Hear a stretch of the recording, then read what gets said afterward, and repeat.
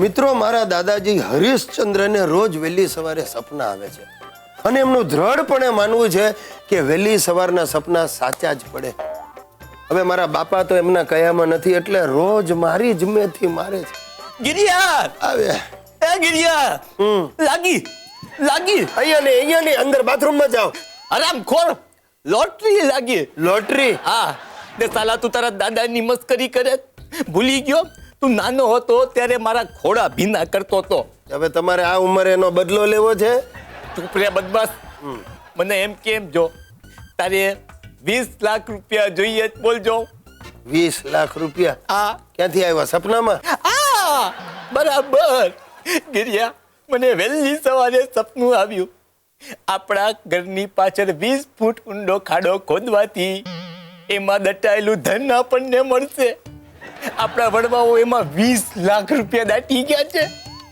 આપણા વડવાઓ? હા. અરે આપણી 20 પેઢીમાં કોઈ લખપતિ થયું નથી અને જેટલા ગરીબ હતા ને એ જ આપણા વડવાઓ હતા. આ 20 લાખ આવ્યા ક્યાંથી?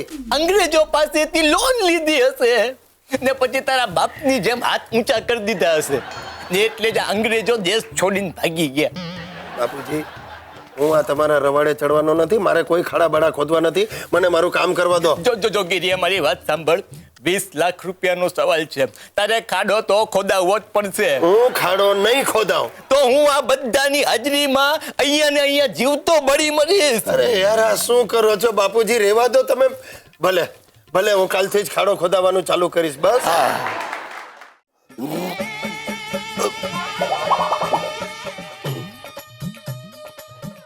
આ બોઇલ્ડ વેંગી વિથ ક્રીમની અસર મારા પર થઈ છે. તમને શું લાગે છે હું શું બોલ્યો?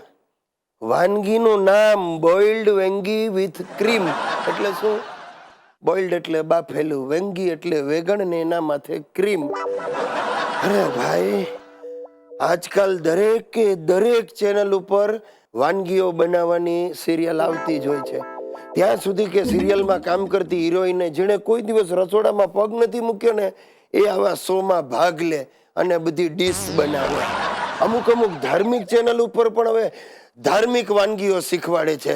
રુદ્રાક્ષ કચોરી, પંચામૃત બાસુંદી, પંચકર્મા પુલાવ, ગંગાજળ પાણીપુરી અને અમૃત ફળ ભજીયા. અરે સાલું નામ સાંભળીને માણસને સંત બની જવાનું મન થાય. આ અમારી સુશીલા ભારે અરગપદુડી છે. રોજ બપોરે ટીવી સામે આમ ડાયરી લઈને બેસી જાય ને બધી વાનગીઓ લખી લે અને પછી બીજે દિવસે મારું આવી બને. મેડિકલમાં જેમ દેડકાઓ ઉપર પ્રયોગ થાય ને એવી રીતે આ બધી વાનગીના પ્રયોગે મારા ઉપર કરે છે. ગઈકાલે એણે દમાદમ ફ્રાય તુર અને રેડ હોટ ચીલી પરાઠા મને ખવડાવ્યા. તળેલા તુરિયામાં ગરમ મસાલો અને પરાઠામાં મરચાનો લાલ ભૂકો અને આખા કાળા મરી. સાહેબ, હું તો હોંશે ખાઈ ગયો પણ મારી પથારી લાલ થઈ ગઈ. એટલે કે મારી પથારી ફરી ગઈ.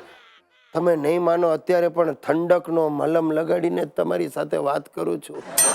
હું તો કહું છું ટીવી માટે એવું કંઈક સાધન શોધાવવું જોઈએ. જેમ બાળકો અમુક પ્રોગ્રામ ન જોઈ શકે ને એમ આપણી ઘરવાળી આ રસોઈ બનાવવાના પ્રોગ્રામ જોઈ જ ના શકે.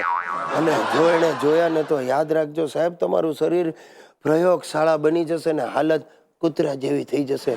પતરાળામાં જે પીરશે ને એ આપણે હફ હફ ખાઈ જવાનું.